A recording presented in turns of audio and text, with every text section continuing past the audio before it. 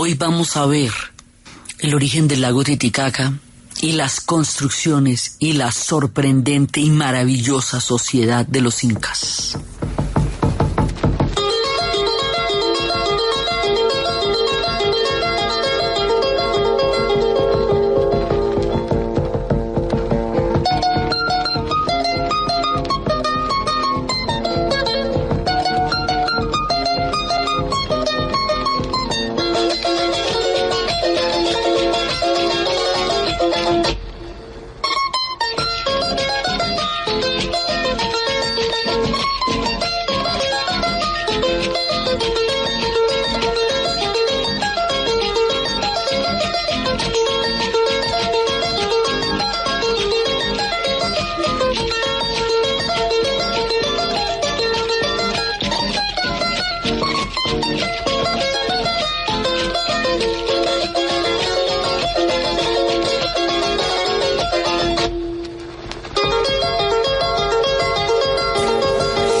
La vez pasada estábamos viendo cómo Viracocha empezó a crear la raza de los hombres y cómo hizo un primer intento y luego cómo llevó a los 4 hermanos, 2 hermanos y 2 hermanas que serían los fundadores de la familia imperial de los incas y cómo les dio una vara para que en el lugar donde encontraran la tierra blanda, después de cualquier cantidad de peripecias, fundaran Cusco, y también como para impedir que el viento arruinara la fundación de la ciudad. Uno de ellos le dijo a su hermano el del viento que guardara el viento, y él dijo que no podía guardar el viento porque el viento era un espíritu libre. Entonces dijo, bueno, pero lo que va a hacer es que voy a amarrar el sol con una cuerda para que no transcurra el día, porque dice, te doy un solo día que puede estar guardado el viento.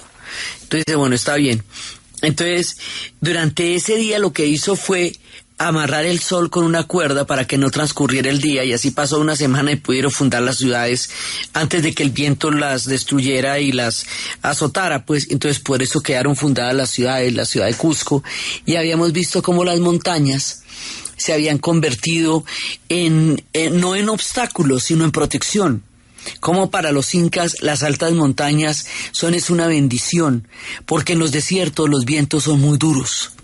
Y habíamos visto cómo empezaban a surgir así el mundo de los incas. También estuvimos hablando de Tiwanaku y también estuvimos hablando de Chan Chan. Ahora vamos a contar, por un lado, hay muchas explicaciones del origen de los incas, pero vamos a contar una historia del lago Titicaca, de dónde viene. Cuenta la leyenda que el lago Titicaca es el lago de agua dulce más grande de América del Sur. Está a unos 4.000 metros de altura en una meseta descomunal del altiplano y está en la frontera entre lo que hoy es el país de Bolivia y Perú. En nuestra época eso no era diferente. Bolivia y Perú estuvieron juntas hasta después de las independencias, que el Alto Perú se convirtió en Bolivia. Por lo tanto, durante nuestro relato, ambos países forman parte y formarán parte del mundo de los incas. Entonces, pero en la mitad de estos dos pueblos, de los actuales países, es donde queda el Titicaca. Y es el lugar sagrado para los incas, porque allí bajaron los primeros hijos del sol a la tierra. Entonces esta historia la recogen de una región donde los terremotos son muy comunes y tratan de explicar cómo nació el lago. O sea, lo explican en su origen sagrado.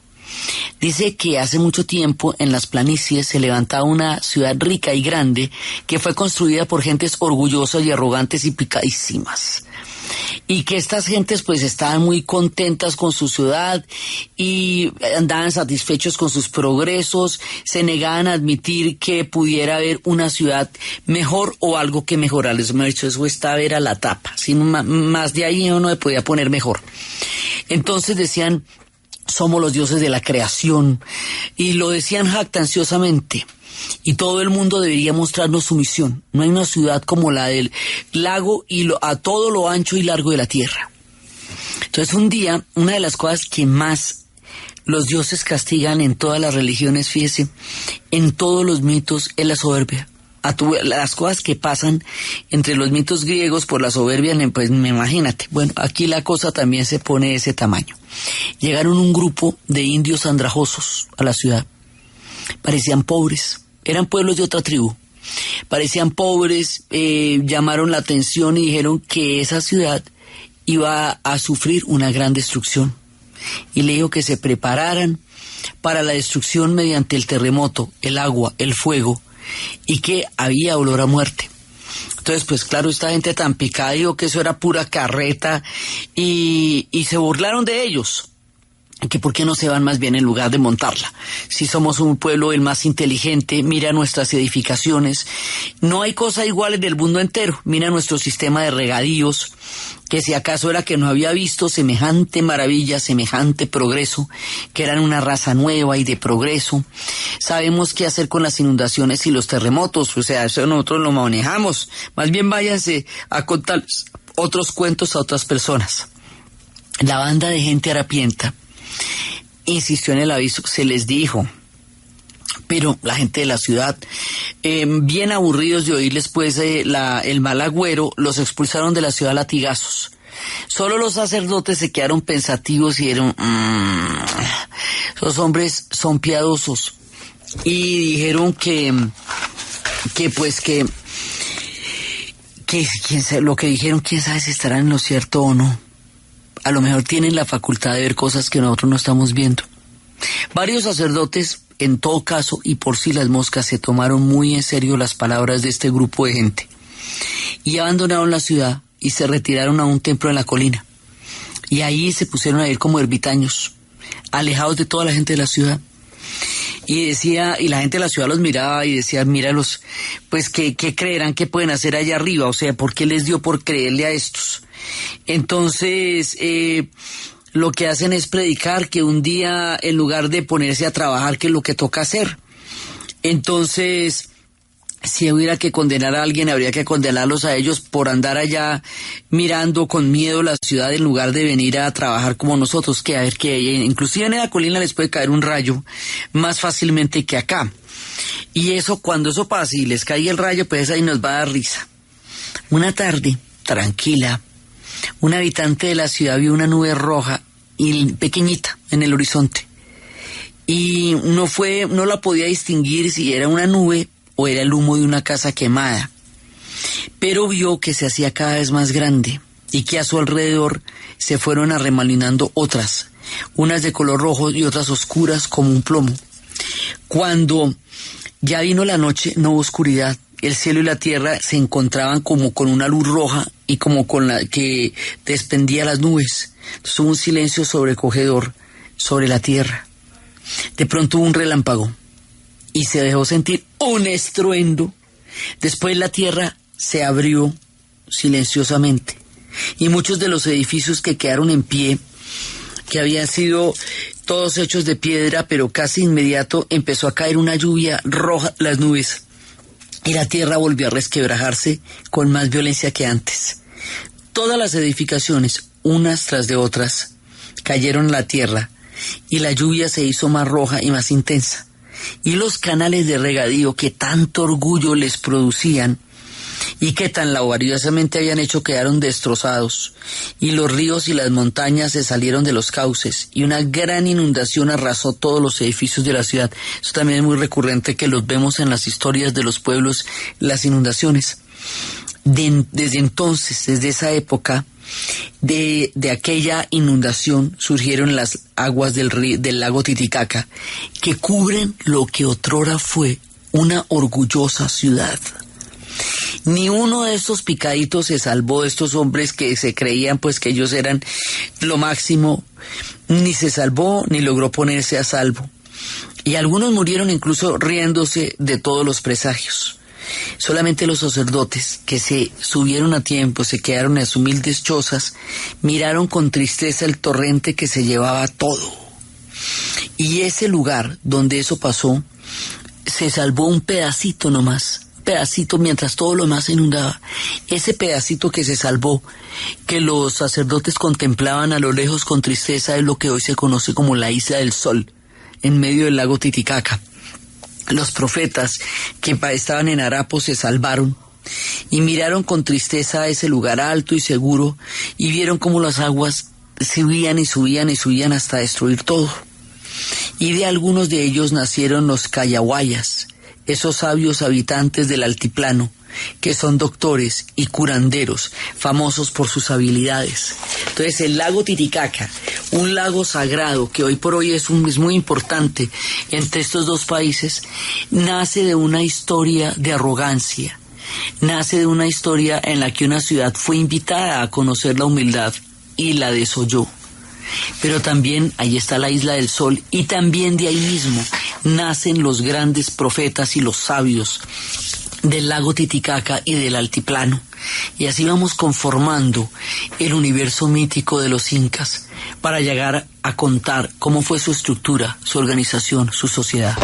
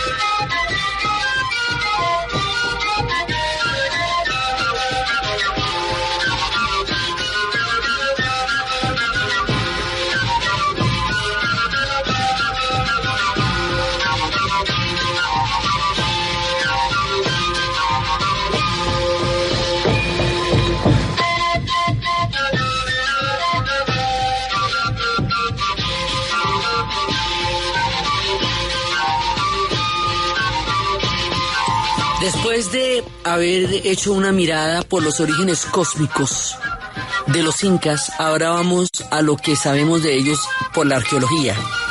Sabemos, según los descubrimientos arqueológicos hasta el presente, repito porque eso nunca se sabe cuándo se van a averiguar más chismes, que ellos están en las alturas, en lo alto de la cordillera. No se sabe si invadieron o si venían ahí desde antes, pero más o menos tenemos evidencias del siglo de 1200 después de Cristo, del año 1200 después de Cristo, y no tenemos evidencias de que hubiera habido ahí ni una guerra, ni un enfrentamiento, ni un sometimiento, sino que o llegaron e invadieron, se quedaron allá o estaban allá. Está, digamos, pero empezamos a tenerlos de vista más o menos hacia ese año. Entonces ellos viven en estas alturas y ellos vienen de una ciudad madre grande como es Chavín. Entonces aquí nos pasa una cosa maravillosa. Todos los pueblos de los que hemos venido hablando antes, que los Timur, que los Chavín, que los Chanchán, que los Moches, toda esa cantidad de pueblos, las ciudades de Tiwanaco, todo va a crear en los incas una prodigiosa síntesis de 5.000 años de civilización indígena. O sea, los incas lo que van a hacer es los propios de los repropios, porque van a tomar todo el conocimiento que los pueblos que los antecedieron y de los cuales hemos estado hablando en estos anteriores programas tenían, y lo van a combinar y lo van a mejorar y lo van a volver un imperio, y van a ser unos administradores sumamente eficientes y van a ser unos ingenieros increíblemente poderosos. O sea, ellos suman todo lo que pasó antes y lo mejoran, y además lo unifican. Entonces todos los pueblos que hemos visto, todos van a quedar debajo, poco a poco, debajo del Imperio Inca. El Imperio Inca va a cubrir todo esto. Todo lo que hemos hablado de Chavín, Chanchán, Caral, todo lo van a cubrir, más la experiencia histórica, cultural, arquitectónica que estos pueblos desarrollaron a lo largo de su existencia. Entonces los incas pues van a ser un prodigio porque son la suma de todas las virtudes y los conocimientos de los pueblos que los antecedieron. Vienen de ciudades madres como la de Chavín, que es como el comienzo de todos los tiempos, como los olmecas en la cultura mexicana, que están a la base de todo. Entonces ellos van a llegar a hacer una síntesis absolutamente impresionante, y van a empezar la construcción de un mundo maravilloso. Resulta que ellos van a expandirse, después vamos a ver cómo son todos los temas de la expansión, pero ellos van a llegar hasta lo que hoy es Pasto, a la altura de Pasto, Nariño, y hasta el sur del Biobío. ¿Se acuerda que en el Biobío los mapuches los trancaron cuando estábamos en la serie de Chile?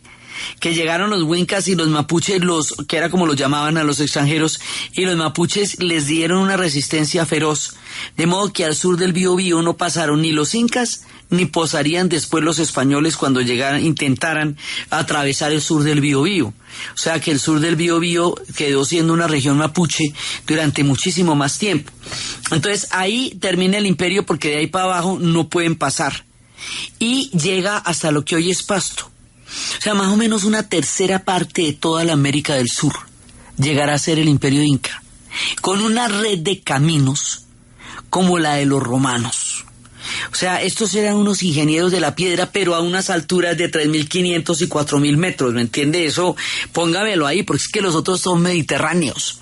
Sí, pero eléveme esto a estas alturas y lleve las piedras y póngalas a cazar unas con otras sin ningún pegamento, sino la perfección en la forma que hiciera que unas y otras cazaran como un gran Lego, haga de cuenta, de un Lego cósmico de las eras antiguas.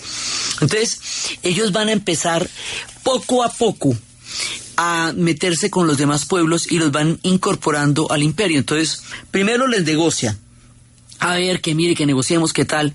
En algunos casos, si la negociación no sirve, sí hay un elemento de fuerza, pero la mayoría de la gente negoció con ellos y poco a poco se van metiendo, van incorporando a los guayas, a los alcabizas, a los maracas, a los aymaras, a los cuyas, a los quechuas, a los huancas, a los yungas y a muchos pueblos más.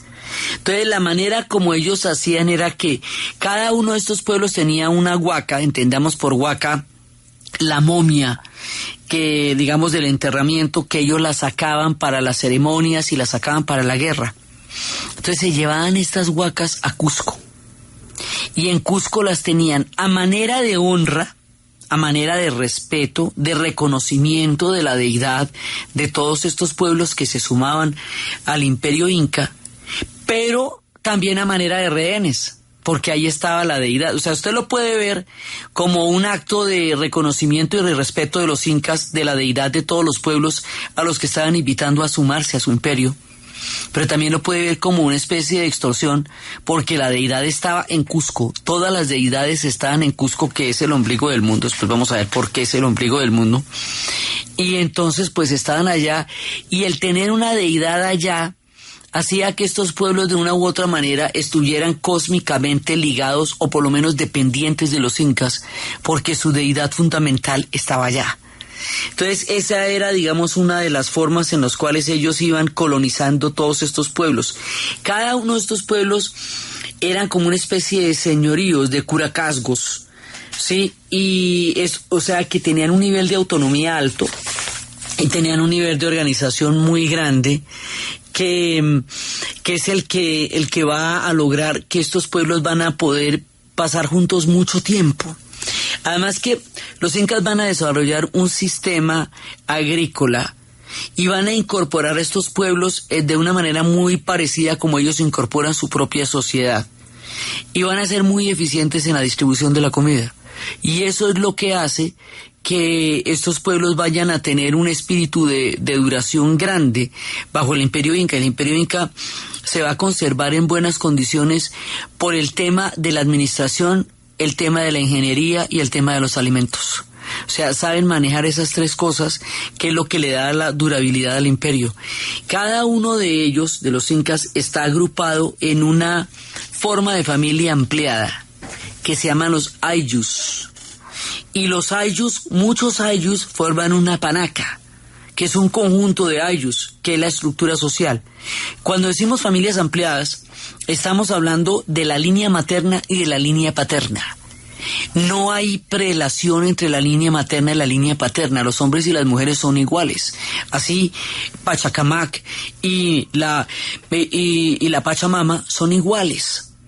y sus herencias son iguales. Las madres heredan a las hijas, los padres heredan a los hijos. Hay una, digamos, entre ellos hay complementariedad. No diferencias en términos de superiores o inferiores, sino complementariedad. Y esto es lo que vamos a ver después de la pausa comercial.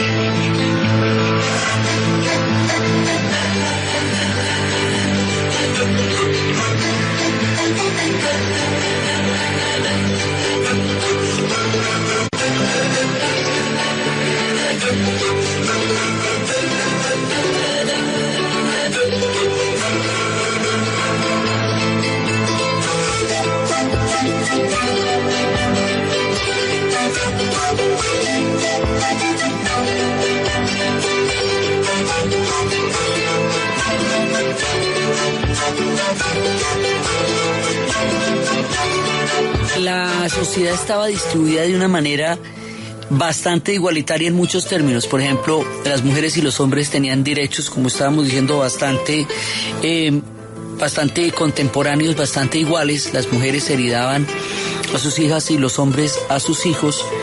Y las madres también tenían el acceso a todos los recursos del IU. O sea, no era que los hombres controlaran los recursos del IU, eso lo controlaban hombres y mujeres. Y tenían también toda su línea de herencias, y tanto el linaje de la mujer como el linaje del hombre eran igualmente importantes, y esos dos linajes, es decir, las dos familias ampliadas, todos los descendientes, papá, mamá, hijo, todo eso, que podían llegar a ser 100 personas, conformaban un ayllu, una estructura familiar. Y la manera como ellos trabajaban era a través de la minga, lo que nosotros conocemos como minga, que todavía es una costumbre muy importante en el mundo indígena y que también es una costumbre que se ve en el mundo afro, por ejemplo, entre los sanandresanos y en de diferentes comunidades, y es que todo el mundo se reúne a comer y a hacer un trabajo para alguien. O sea, alguien va a hacer una casa y todos se reúnen alrededor y lo ayudan a hacer la casa, y hay comida para todo el mundo, eso que también llaman un convite. Entonces, la minga era la manera como se ayudaban los unos a los otros. De esa forma siempre había un espíritu de cooperación, y también había una variación del trabajo. Por ejemplo, una época en que los ayllus se dedicaban a sembrar. Ellos tienen un sistema de terrazas, y el sistema de terrazas es tan bien hecho que pueden aprovechar toda la diversidad de pisos térmicos que tiene la montaña, y además elaborado de una forma tal que la erosión no le llegue y no se inunde cuando vienen las grandes lluvias, sino que se mantenga por el sistema escalonado. Eso también lo conocieron los taironas, pero esta gente lo hacía a una altura impresionante. Entonces, había épocas en que todo el mundo estaba sembrando maíz, pero después la misma gente estaba todo el mundo sembrando papa, o todo el mundo estaba sembrando diferentes cultivos, y en cada una de estas terrazas se sembraban cultivos diferentes según la altura a la que estuvieran. Entonces por eso es que aprovechaban tanto los pisos térmicos. Los que estaban en las alturas más, digamos, más medianas, tenían alimentos que se aclimataban a esa temperatura, pero los que estaban en la parte más alta tenían la papa. Había otra época en que no estaban cultivando sino pescando. Entonces todo el mundo se iba a pescar. Y había otra época en que no se pescaba como una especie de veda o salvaguarda, y se estaba cultivando. O sea, había una rotación de trabajos, pero todo el mundo hacía todos los trabajos. O sea, el mismo que hoy era capaz de sembrar, mañana le tocaba pescar. Y la manera como lo hacían era en comunidades.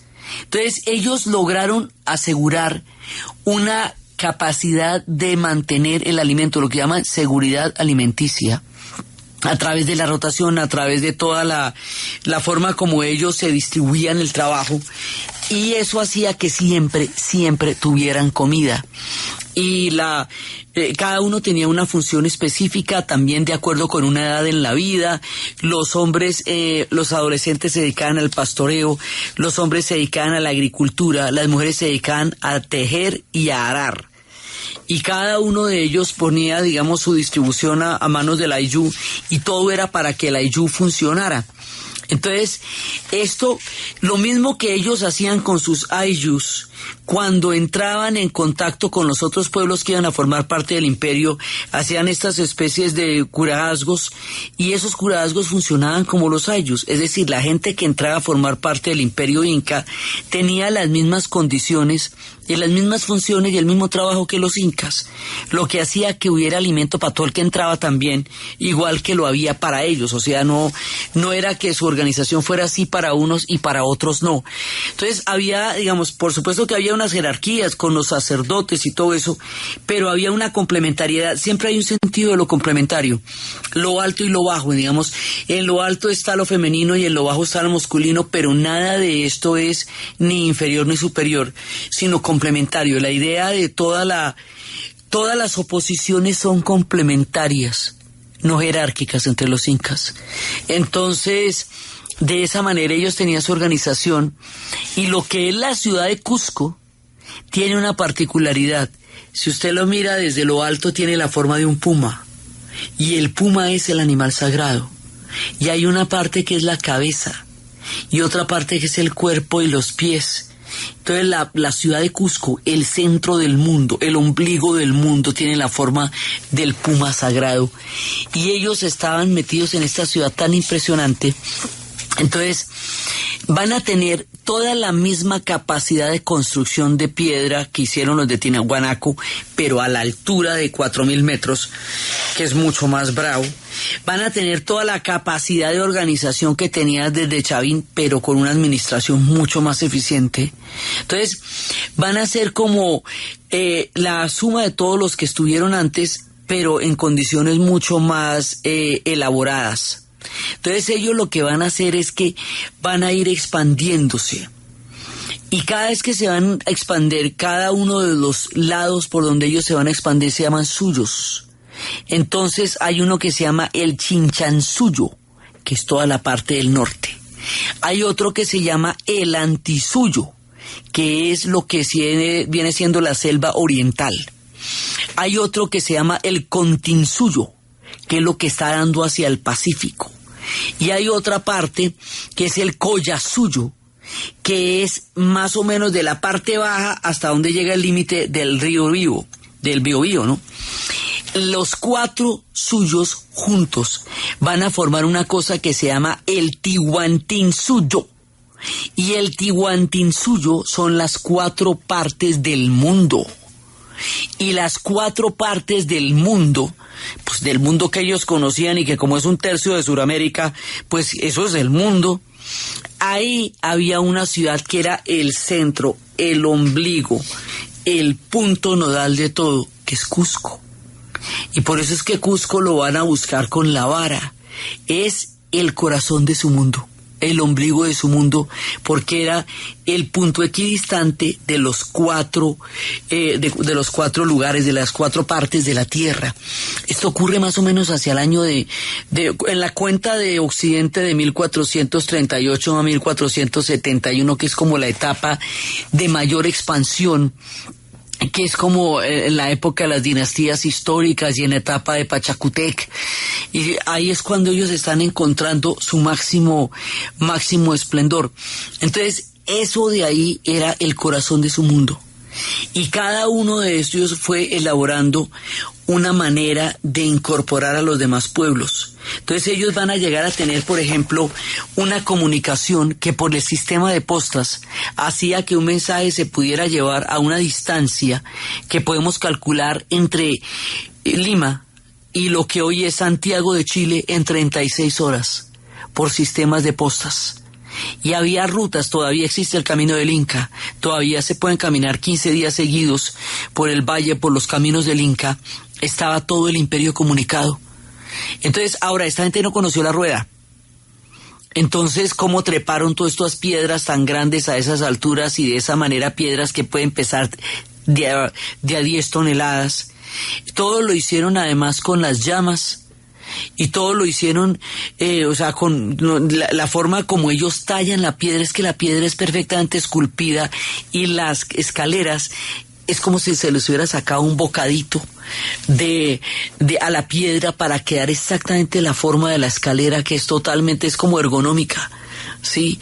Y las construcciones son de una monumentalidad absolutamente impresionante, porque son como Tiwanaku, pero a la N.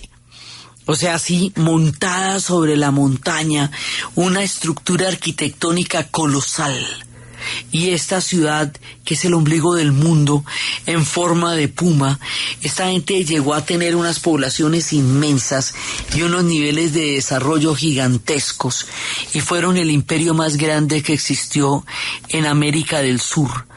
Ellos son, digamos, los que en el cenit de las civilizaciones llevan a un punto altísimo la historia de las civilizaciones en el hemisferio.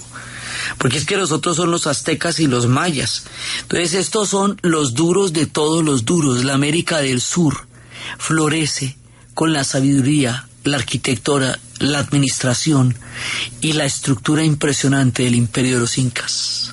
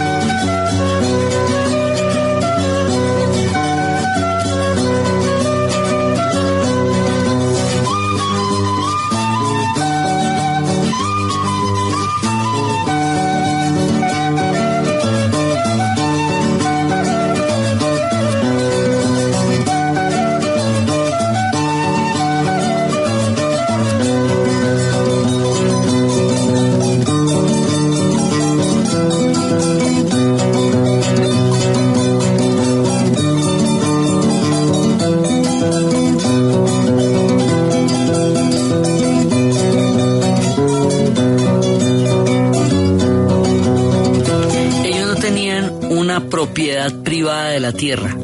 La tierra está apropiada socialmente y los recursos eran distribuidos según las necesidades de cada familia. Entonces, por ejemplo, que tuviera la tierra durante un tiempo, también tenía que trabajar en las parcelas y en las chacras y ejercer funciones religiosas o ejercer funciones administrativas. O sea, la gente rotaba los oficios. no solamente los oficios de la caza o de la pesca, sino también los oficios de los administrativos o religiosos, de manera que todo el tiempo había un sistema de rotación, había estratificación, pero había un sistema de rotación, y cada tierra tenía que producir los recursos que necesitaba la gente que la habitaba. Y la manera de las construcciones era a nivel comunitario, que eran las mingas. Entonces, ellos eran capaces de mantener una administración eficiente de una gran cantidad de recursos alimenticios, primero por toda la agricultura, por los pisos térmicos, pero también por el Pacífico, por la pesca, y por la quinoa, y por y por las llamas, y por las alpacas, y por las vicuñas. Es que junte todo esto, o sea, todas las variedades de papa, más la quinoa, más todo el sistema de ganadería que tenían, las vicuñas, las alpacas, las llamas, más toda la pesca del Pacífico con la corriente de Humboldt. Ellos supieron entender y administrar la geografía en la cual vivieron, y hacerlo de una manera tal que todo el mundo tuviera acceso a los recursos necesarios para su supervivencia, y crear un nivel de pertenencia al imperio a través de las deidades y de las huacas, y crear un mundo cósmico al que todos se sintieran de una u otra manera pertenecientes. Entonces, y lo que le digo, la capacidad de administración era tan supremamente asombrosa que todo el mundo alcanzaba a tener lo que necesitaba. Y si a esto le añadimos toda la red de caminos y toda la capacidad que tenían de poder comunicar el imperio uno con otro, por eso fue que se fueron expandiendo tanto, y por eso fue que fueron capaces de conquistar territorios tan grandes, más que conquistar, adaptar a su forma de vida territorios tan grandes. Y en este sistema de expansión es donde les digo que todos los demás pueblos que los precedieron van a terminar bajo el mando del Imperio Inca. Toda la gente que vimos, los que ya no estaban y dejaron sus huellas, los que eran contemporáneos de ellos, los que eran sus antecesores directos, que eran los huaris, todo el mundo que hemos visto se va a sumar y a sintetizar en el mundo de los incas. Entonces la dureza de ellos, además, ellos tienen lo que era una especie de escritura, que eran los quipus, que eran estas especies de nudos. Sí, se considera una forma de escritura, lo que pasa es que no sabemos qué decían. No tenemos idea eso no se ha descifrado todavía. Desconocemos esto, y también habíamos visto que había otros pueblos que tenían hilos de colores, y que esos hilos de colores significaban, era un alfabeto. Entonces, esta gente va a tener una estructura. Además, en estos quipus era donde se llevaban las contabilidades, toda la contabilidad, y tenían graneros donde almacenar adecuadamente los alimentos durante las diferentes variaciones de pisos térmicos y de climas. Entonces tenían donde salvaguardar la comida, y siempre, como manejaban los pisos térmicos y tanto la selva como el mar, porque estos se extienden tanto que van a tener la selva y van a tener el mar y la sierra. O sea, toda la diversidad de la geografía, y todos los pueblos que están debajo, los nazcas, los limas, todo van a alimentar este imperio. Entonces, con esa seguridad alimentaria, era muy importante que hubiera una administración que hiciera rendir la gran cantidad de recursos. Ellos van a estar bendecidos por los dioses. Van a estar bendecidos por los dioses porque si tienen la posibilidad de la selva, la ganadería de las alpacas y de las vicuñas, la corriente de Humboldt para la pesca y los pisos térmicos para la agricultura, y son capaces de manejar eso con la justicia y la eficiencia necesaria para lograr su continuidad en el tiempo, no solamente fueron bendecidos por los dioses, sino que además supieron hacer buen uso de todas las maravillas que los dioses les dieron. Eran laboriosos y eran pueblos capaces de multiplicar los recursos y de hacer toda una composición imperial. Entonces, hago tanto énfasis en lo administrativo porque ninguna de las culturas que hubo antes llegó a tener una administración capaz de generar un imperio. y también en lo de la ingeniería, porque ellos fueron capaces de unificar el imperio a través de todos los caminos de piedra, exactamente lo mismo que los romanos. Igualito que los romanos.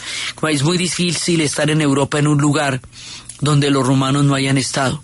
En una tercera parte de Sudamérica los incas están a lo largo y ancho, porque dominaron toda la geografía. Entonces, ellos son capaces de crear una estructura lo suficientemente unificada, fuerte, administrativa, eficiente y sabia, como para montar todas estas diferentes saberes en un imperio. Y crear un imperio de las proporciones del que crearon y que fuera tan grande y tan poderoso como fueron los incas. Por eso es que los incas van a tener ese lugar tan preeminente en la historia de todo el hemisferio, en la historia de todo el continente. Pero ellos se van a expandir y van a tener dinastías. Y esas dinastías de Pachacútec, algunas se consideran mitológicas, otras se consideran arqueológicas, pero en el relato de ellos todas las dinastías forman parte integral de su manera de entender el mundo y de su relación con el Inca, con el gran descendiente del sol. La historia de esas dinastías y la historia de estas expansiones y cómo se va consolidando esto y cómo van los incas creando y consolidando este imperio tan impresionante es lo que vamos a ver en el siguiente programa.